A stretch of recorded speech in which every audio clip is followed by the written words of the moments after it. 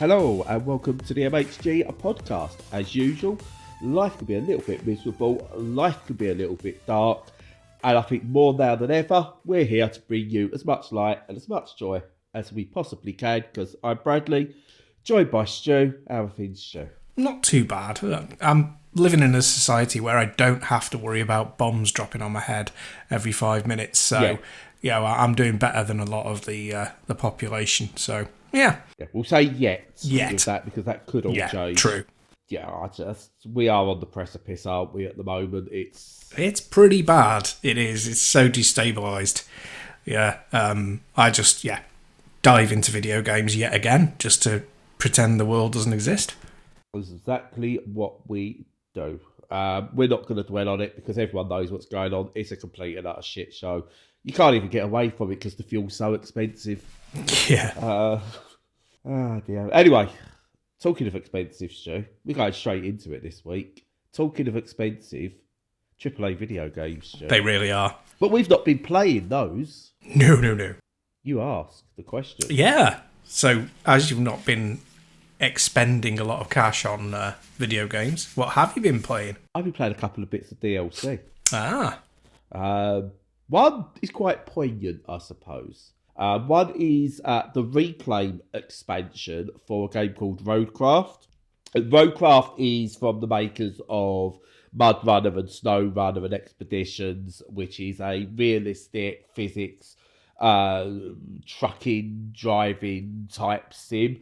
But what you've got with RoadCraft is it's more around using more construction-based machines to actually do tasks. And the idea is to rebuild and recover disaster zones, which is what the world will be soon. So I'm getting into practice. And it's a good game, really good game. And it's just had its latest expansion release, and it's the Reclaim DLC. And it's 2 new large maps that you get with it, with some new vehicles and toys in there to play with, and some new ideas. So generally the game itself is quite mission-based. It'll go, right, here's this linear mission you've got to follow, and then some side missions. We'll go, you've got to go to here to unlock this, rebuild this, blah, blah, blah, that kind of thing. Whereas this new Reclaim expansion has kind of decided that, no, we're going to make the map bigger, but instead of telling you where to go, you've got to uncover everything. It's about discovery. You've got to go and discover things and fix it. And it's really good in many ways, that it's nice and open and there's lots of discovery in there. And some of the new vehicles you get are really powerful. Like, you can literally carve new roads through the forest by sort of like taking a vehicle down that will just mulch all the trees and everything and create space. And then you can take your larger sand tipping truck, I can't remember what it's actually called, stand spreader, to create an area for the road. And then you do your bit where you tarmac it and flatten it and all of that. And you can create almost like a whole road system yourself out of nothing, as well as having to go and sort of like rebuild things. But you've also got in there now a wrecking ball, so you can knock old buildings down and stuff like that. So it's added loads of new bits to the game. And it's really good. It's a really good expansion. But I think the problem with it, and it's not with the expansion itself, I think it's with the idea of the game itself.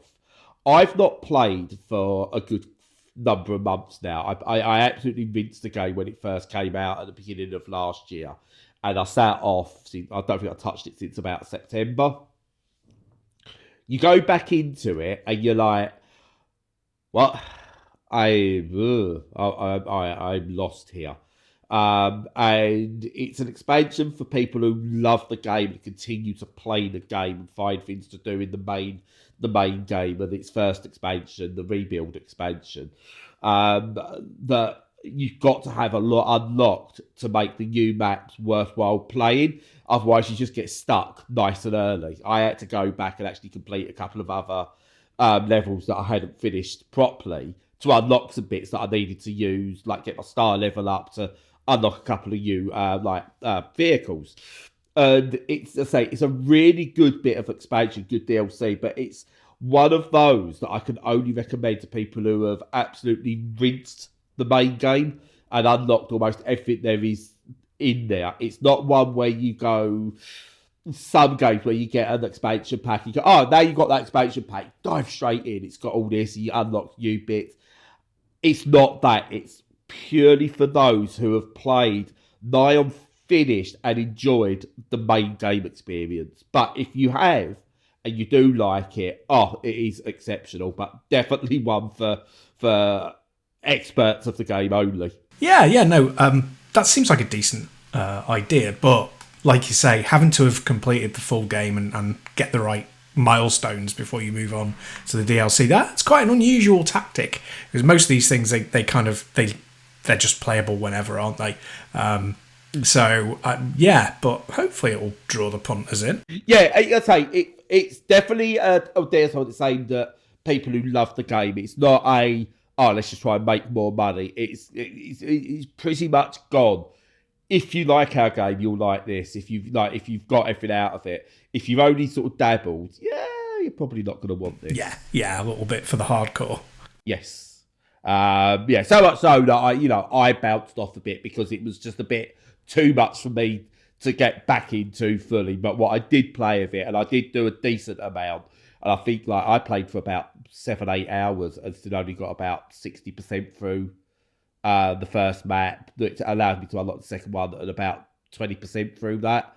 And I think there's another sort of 10 to 12 hours in there at least. Yeah, at least it's substantial, I guess. But it comes with some caveats.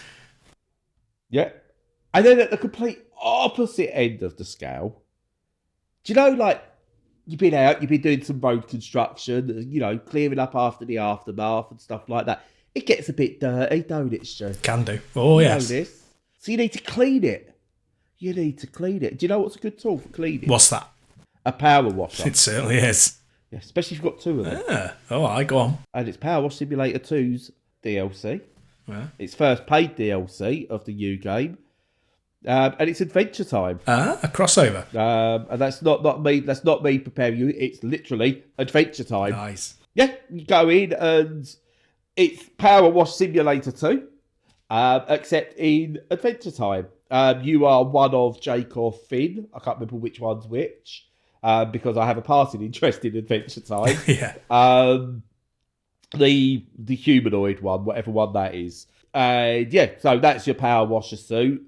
You go round, you start off in a tree house, and then there's other areas, and it's all colourful, and the dirt's not brown dirt. It's the kind of this weird pattern stuff that you have to wash off and everything.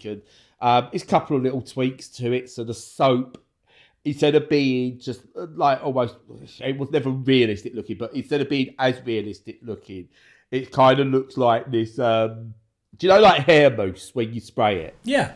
It looks a bit like that in a cartoony form. So it's proper sort of all over. You wash it off, and it's all the same. It's just nice aesthetics, and it's obviously all set in this Adventure Time world. And if you are a big fan of Adventure Time, there's loads of Easter eggs in there, loads of little Easter eggs in there for fans. And actually, I didn't realise Adventure Time was still quite so popular.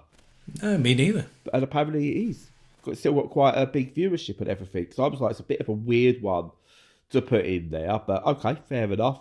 And as with all the Power Wash games, you get this background story going on. So you'll get alerts come up of people asking a messaging text tree type thing that gives you some background story, which is cool. You can ignore it if you want and just wash away, or you can sort of keep on with what's going on and stuff like that.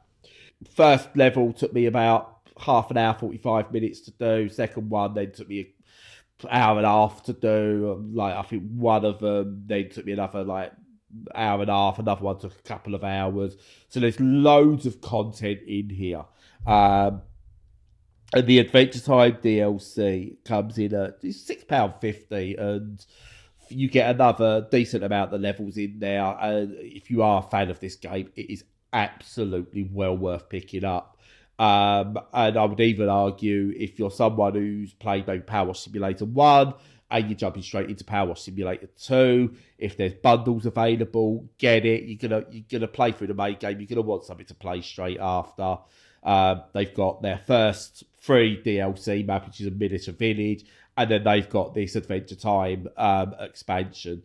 There's nothing else announced yet from what other collabs they've got, but again, it just carries on Future Labs, commitment to this series, and again, it's just more of the same, but just with more quirky bits added to it, and highly, highly recommended if you just want more PowerWash. Yeah, it's really good the way that they stick to their guns with this stuff, and they don't ruin the formula. And where they've expanded it, they've expanded it in the right ways.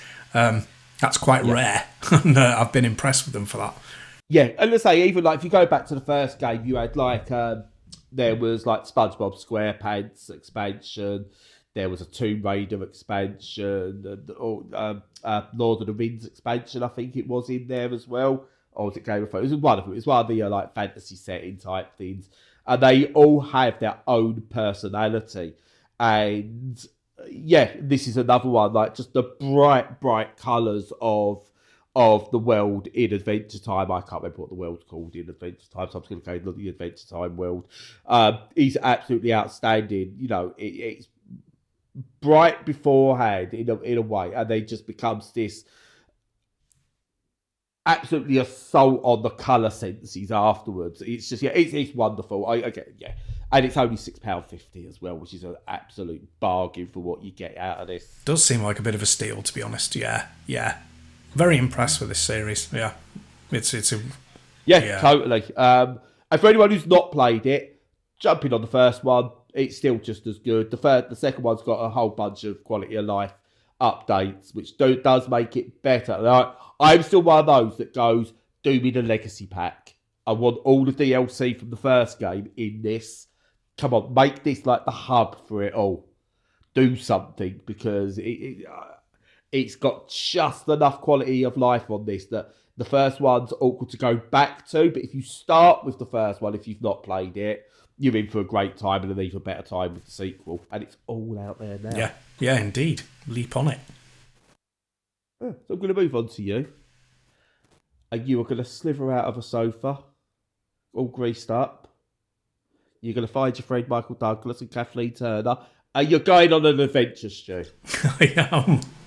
I'm going to be romancing the SaGa, as we've agreed it should be called. Yeah. Yes. Am I the only person that likes those films, by the way? Because I was looking something up about them a little while back, and apparently they're not very good. And I'm like, I love them. I liked them both when I was a kid. I really like Romancing the Stone in retrospect. Jewel of the Nile's a bit not, hit and miss. But the first one, I think, is a really excellent film, yeah. Yeah, they're not... Okay, they're not good films in terms of you're not going to stick them up for awards or anything. They are just dumb, stupid fun. And it's got Danny DeVito in it. Well, exactly. You can't really go wrong, to be quite honest with you. Yeah. No, and I actually think it actually showed Michael Douglas' comedic chops quite well. Definitely. Yeah, he went on to do much more serious and kind of depressing stuff after this. Yeah. Are you talking about Catherine Zeta-Jones? Definitely not. No. No, I actually don't mind Catherine Zeta-Jones. Nah, she's lovely. She's been in a few good bits as well. Yeah, she was quite, but she was an actor, dear. She always came across as, I'm an actor. A little bit, yeah. She's good though. Anyway, yeah. Anyway, I don't believe we are Romancing the Stone or Jewel in the Nile. And I don't believe Danny DeVito's in this. So tell me, what is Romancing SaGa? Yeah, it's got a big story behind it. So Romancing SaGa, Minstrel song remastered, right? So it's the remake of a remaster of a remake, or the remake of a remaster. Yeah, no, it's a remaster of a remake. Let's just talk about Romancing the Stone. Yeah, let's go back to the film. Yeah. Right, so here's the history. So there's a Super Nintendo game that came out, and it's called Romancing SaGa, and it's obviously a 2D game, and it got remade for the PS2 back in about 2005, I believe. And, completely redone, done into 3D. And this game that I've been playing is on the Switch, and it's a remaster of that PS2 game. So it's essentially an RPG that's had a load of quality of life improvements sort of chucked over the top of it. Very similar to what you'd see with a lot of these sorts of Square Enix remakes these in the last few years. Fair enough. So it's a JRPG, but it's not what you expect. So when you start off, you get to choose between, I think it's about 6 or 8 characters you can choose to start with, and each one of them has a different adventure because I've restarted as different ones. And it's all in a shared world, but they do different things in the shared world. And the idea is you play through each of their adventures separately, and they sort of come together at the end. And to get the full ending, you need to have played through with all of the characters. So that's odd enough. But what's also very odd is that, okay, the combat and the normal gameplay is as you'd expect from a JRPG of this style. So you have magical attacks and you have physical attacks. You've got a certain amount of magic points that you can use. You level up. You've got shops that you can go to buy stuff to support your character. You can also buy more spells. Where it starts to diverge a little bit is the characters level up based on which moves of theirs you use, which is a really good system. They also have an affinity to the sort of magic that you pick. So if you pick like a water-based one, you can stick with that and get more powerful quickly, or you can diversify, like a job role in a lot of Square Enix games. You can diversify your jobs, and therefore you're not as powerful in a certain type of magic, but you've got a wider range of spells. And you also meet characters, and they have different strengths and weaknesses, and they excel in certain areas, and you can bring them into your team. And that all sounds like fairly normal, but what's very abnormal is that the map isn't really locked. You can go anywhere on the map that you can feasibly reach. And also, the places that are on the map that you may want to get to, or you may not know of, don't reveal themselves until you either randomly explore, or in some cases you start speaking to the locals and they tell you about them, and then they become unlocked. So it's very much a sort of game of blind discovery, and encourages you to move around a lot. And that's great, and that's really unusual and uncommon, and kind of 2 thumbs up for that. The only thing that makes it a bit odd is that there's not very much story to it. The little bits and bobs of it tease themselves out the longer you play, and you find out little bits more about your character and about their situation and things like that. But it's not heavily story based, which is really odd for an RPG. And I like that approach. It's good. The main problem that the game has for me is that there are random battles, which you kind of expect, but there are sections of the game that are massive pile-ons. So, I went into this cavern sort of fairly early on in my playthrough, and every corner there were there's 3 enemies there, that'll be a group of enemies. No, it was 3 separate enemies. So you got into one fight, and of course in JRPGs you make contact with a single enemy, and then when you go into the battle mode, obviously that's more than one. It's normally 2 or 3 or 4. So it was like fighting 4 enemies, and then immediately coming out of that and connecting with the next battle, and then the next battle, and the next battle. And that got a bit tedious. It was like, I don't need to be doing this, constantly moving between these fights within a few seconds of one another. So it was a bit overwhelming in that regard. It was good for leveling, but it wasn't great for kind of pacing and, taking a breath and enjoying it that way. However, I do like the way that it teases out parts of the script and the game. That's a really clever thing to do. It's an experiment, is the best way of describing this game. It's an experiment, and there's not many that have picked up the reins of it in since that came out. The original came out like 30 years ago or whatever. So it's a curiosity. How you'll enjoy it yourself is going to really depend on what you want to get out of it. I think it'll suit people who have played everything, every JRPG that ever lands, and just want more and something a little bit strange.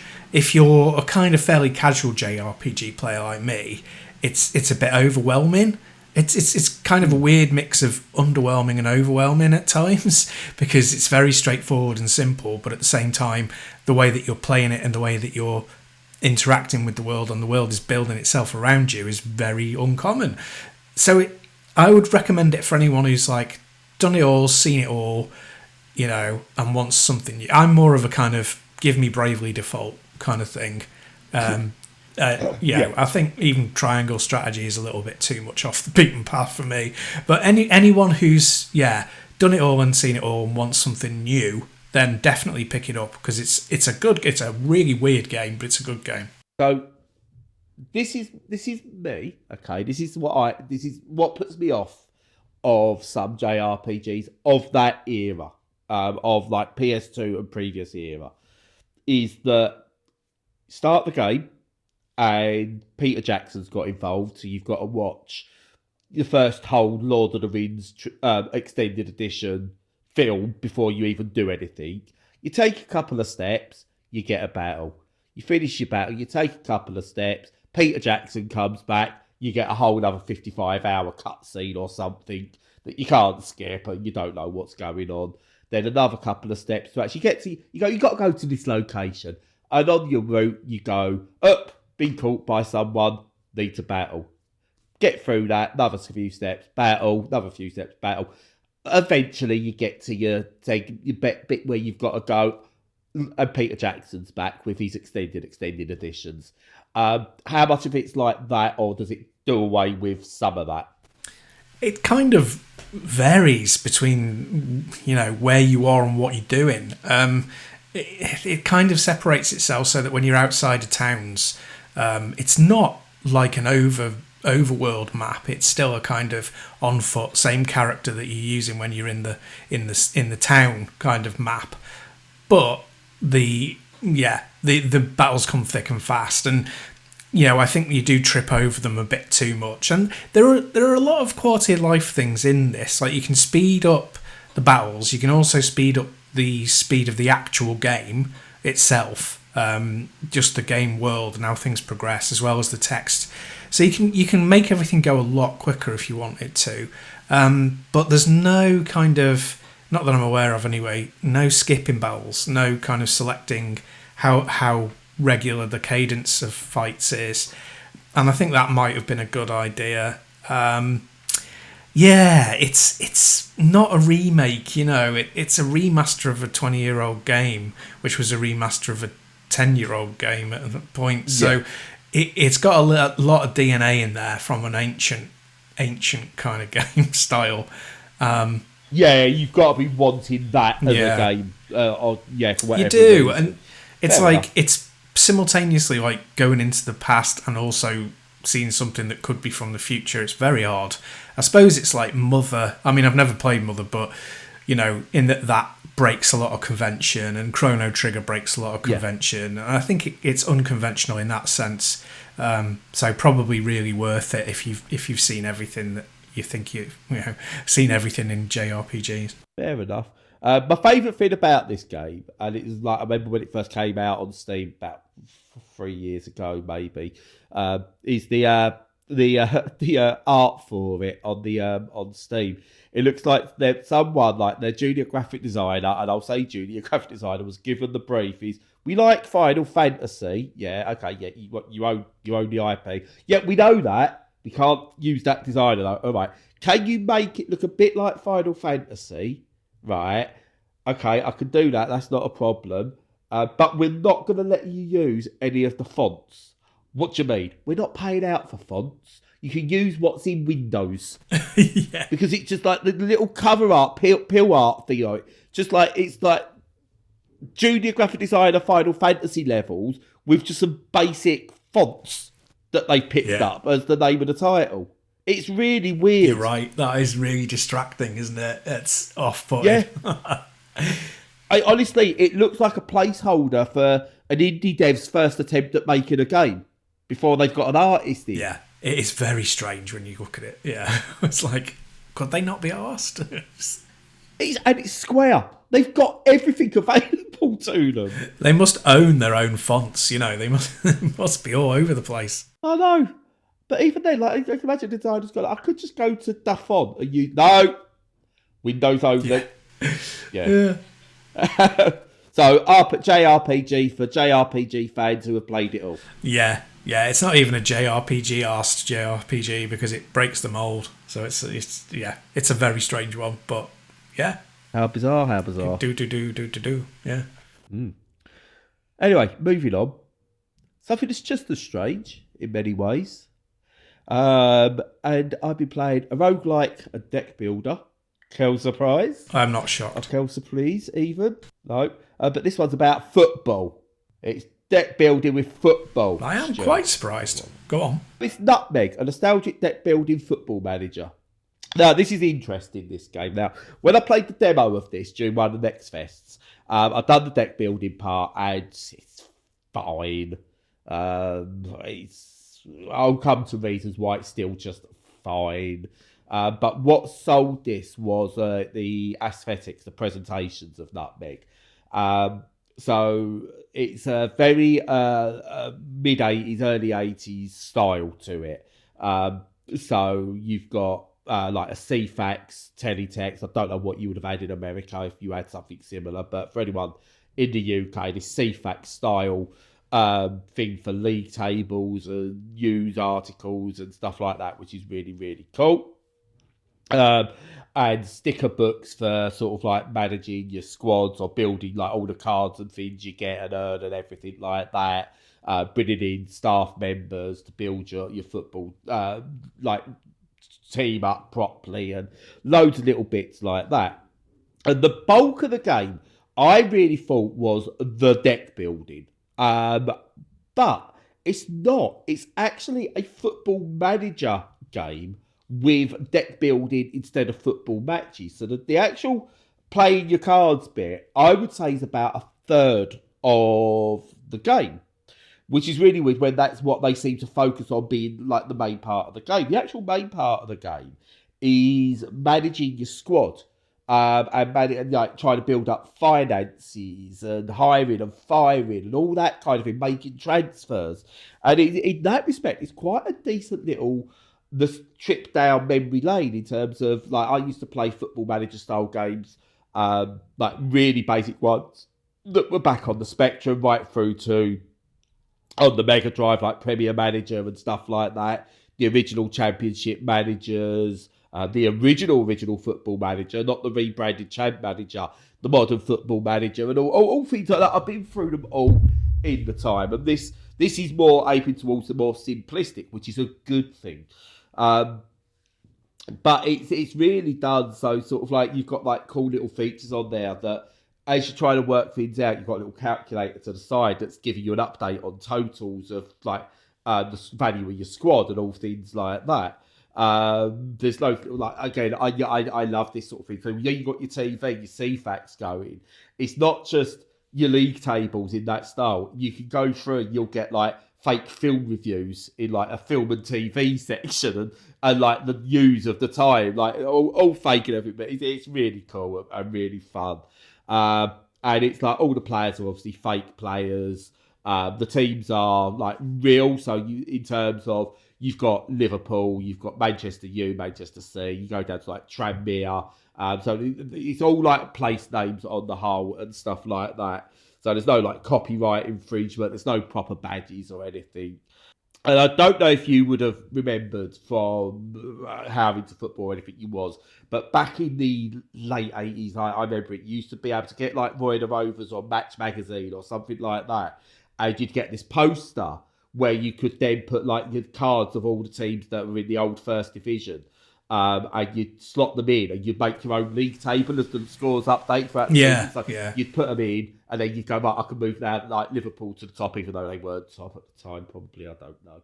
And you just move it all around yourself. But you've got that on your pinboard. And that's like, and you're like, so you've got these different ways to see like your league table. You've got that to show who's in your league and all stuff like that. It's just loads of little nods. It's by a team that loved early football, that loved 90s and 80s football and like really got behind it, loved collecting stickers, all nostalgic from when they were a kid. And it's a really good nostalgia kick. But I've played it and I've had my fill. So, to put it into context, it is a deck builder. Slay the Spire, I'm 90 odd hours in now, and I'm still itching to play it again when we finish recording. I've played NUTMEG for about 15 to 20 hours, and I'm like, yeah, I think I'm done. I'm not sure there's enough there to keep me going, which isn't a bad thing. I'm saying 20 hours for a game, and that's not, and I'm getting bored. It's a £20 game, as it stands at the moment.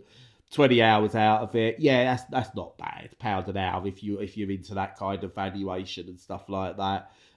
Still cheaper than buying the World Cup stickers, which I'll say they reckon over £2,500 to complete a World Cup sticker book this year. That's ridiculous. Yeah. That's pathetic. You're not having that, Edith.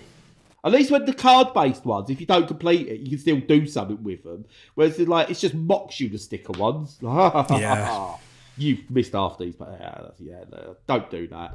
But yeah, no, this is it's a really good nostalgia game that's great for a week or so of play, solid play. Longer if you take your time on it. Other people, if you're not playing a lot of deck builders, and I think this is the problem. I play a lot of deck builders, and I'm not wonderful at them, but I know enough about deck mechanics as to know what else I'm going to get from this. And as I say, I played Slay the Spire last night, and I discovered a new way with one of the characters going, oh, this is a great new build I could try. Whereas with NUTMEG, I think by my 12th game in, I was like, well, this is the way I'm going to win. And it was almost set. And when you try and deviate from that and try things, it just wasn't working. There wasn't it didn't feel like there was things you could try. It was like, you're set, that's it. You found the way to win games now. And even though it wasn't winning every single time because of the nature of football and stuff like that, it felt like that was the best you was going to get. And it needs more depth. So it hasn't got enough Football Manager to it for that to hold it, even though that stuff's good. And there's not enough in the deck building side to carry what's missing from the Football Manager side. So it's just missing that something, that little something that would have just made this an absolute must-buy. Still a good game, just not a must-buy. But I hope they look at this and build on it, whether it's an expansion, whether it's on this game, whether it's a sequel or something. There's something there. They could do this for American football, for hockey, for basketball, whatever. There's something there they could build on. It's just not quite there at the moment. Yeah. Yeah. I mean, it's such a good foundation for what they wanted to do.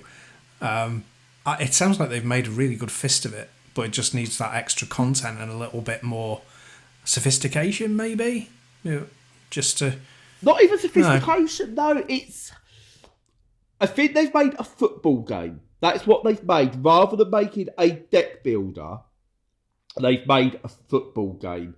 And I think that's the issue. When you make a football game, you're constrained in such a way. And again, I'm going back. I know I'm not comparing this to Slay the Spire because that's an unfair comparison. But with a Slay the Spire, it's its own world. So you can break the rules in many different ways and then turn that into a game mechanic. You can't have all of a sudden the card that you can put in that allows you to pick up the football and run with the football. Because that's not within the rules of football. So you can't have these... The idea of deck building is to break the game. You can't break this in a way that you can other deck builders, and that's what it's missing. This would almost work. This would almost work perfectly if this was based around basketball, in a way. Yeah. The Trey Parker, Matt Stone feel, where it's their made-up version of a sport. I think if they could have done that, an alternative football world where corruption is rife, you can bribe the refs properly and all things like that, rather than going for this is an homage to our childhoods, I think you'd have had a better game out of it. But it's a great experience for the time you spend with it. I'm not shitting on this at all. I actually really enjoyed it more than I thought I would. And the time I spent with it, if you're coming into it as a deck builder aficionado or football manager aficionado, you've got to look at this only as a curio, not the next big thing. Yeah, that makes total sense. Yeah, cool. Yeah, and Sumo Digital, they're always good. Yeah. It is, yeah. So, yeah, one of the things you do know, the quality on it is spectacular. Yeah, it looks the part. It's really cool. Yeah, it's like you can't help but be sort of like drawn in. And you can play Snake on it as well, by the way. Well, that's the main thing. So, as someone who was quite willing at one point to go, is it worth picking up an old Nokia just to play Snake? I don't want to make calls. I just want to play Snake. Still the best mobile game ever made. Come at me. Nothing will ever touch that because that's all you had.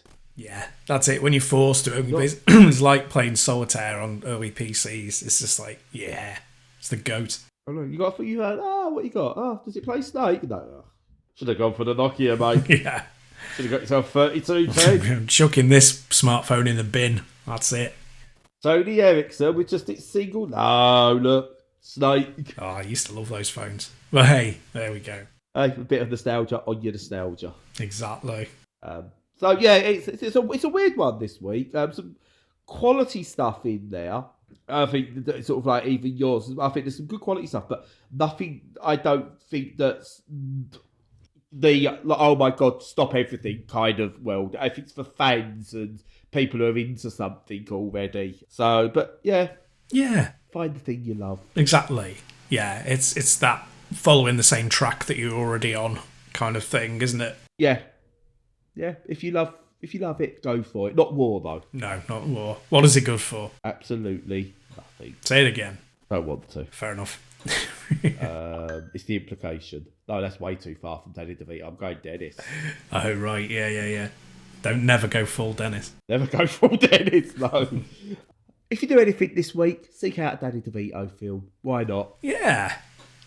Or watch Taxi, or more Always Sunny. Twins. Twins. Yeah. He's just whatever he's in, he's brilliant. He is. He's superb. He makes Batman Returns a good film. Yeah, I really like that film. It's weird. I don't think I did, and then I watched it. It was like actually the only bits I liked are Danny DeVito because he somehow he's always comes across as a really nice guy, right? And he obviously is a really nice guy, but boy does he do slimy well. Yes, he does. But even in Matilda, he's not just mean, he's slimy, and it works. I think there's something fundamentally quite kind of cute and approachable about him. So when he plays slimy, it works so well because it's like against type in a way, you know. Yeah, I absolutely adore him. He's married to it's Ron Perlman's sister, isn't it? He's married to. Who is an actress in her own right. I feel really bad that I've just branded her as Ron Perlman. Rhea Perlman, yeah. I just can't remember. Rhea Perlman, yeah. She was in Cheers. Yeah, she's excellent. Yes. She's a very good actress. She's been in a couple of bits. She has, yeah. She's very funny. Comedian. Yeah, absolutely excellent. Yeah. So, there you go. That's our takeaway this week. Play something nostalgic. Watch some Danny DeVito. Grease yourself up. And whatever. Eat some fish. Yeah. Aye, absolutely. Yeah, so as usual, follow us on all the socials. Make sure you're checking out our content on the website. Join us on Discord if you wish to chat. And until next week, stay safe and stay sane.